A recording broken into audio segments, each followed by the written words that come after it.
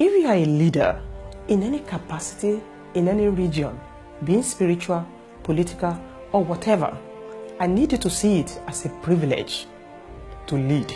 A privilege given to you by God Himself.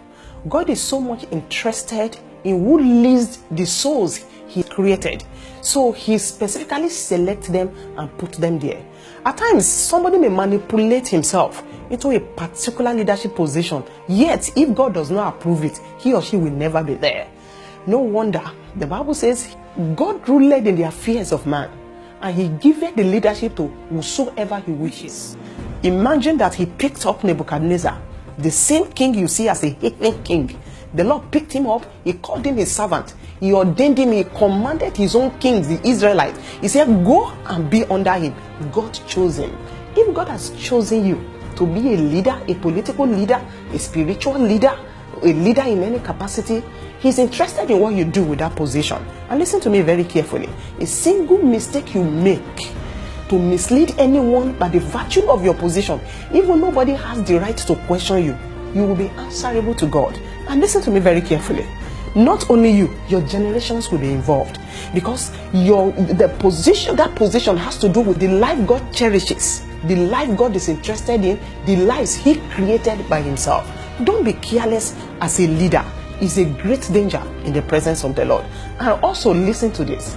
Whatever you do as a leader that deprives anyone, that puts anyone into pain, you will answer for that. And if you are not available to answer, remember that what you do now, you will automatically put your children and children to appear before God and be answerable to what you do. God takes leadership with all seriousness. Don't joke with it. Jesus emphasizes for you to know how important it is when it comes to leadership and God. He said, any one of you that mislead any of these young ones, it is better a huge stone is hung upon his neck and he's thrown inside the sea. You could imagine how powerful, how dangerous that one is. It's a death sentence because a soul is misled. Don't mislead as a leader. Even if you are a political leader, whatever nation you are, it is a privilege for you to make life easy for people. If you scoop out money for yourself, gather wealth for yourself, a wealth you gather that does not belong to you, deprive somebody somewhere. Somebody will suffer for it somewhere. You will be answerable to God if you meet yourself in that position. And let me quickly say this to all spiritual leaders. I thank God for your life, but be very sensitive. Anyone that is misled under your leadership, forget about it. Everyone may applaud you to be anointed. Everyone may celebrate you as a good preacher.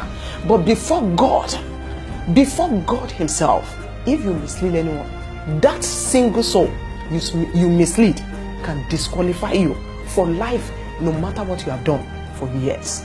Be very, very sensitive. God is interested in what you do as leaders. Take it seriously. God bless you. If your parents are leaders, I especially advise you to be concerned with what they do with that privilege of leadership while they are in the position.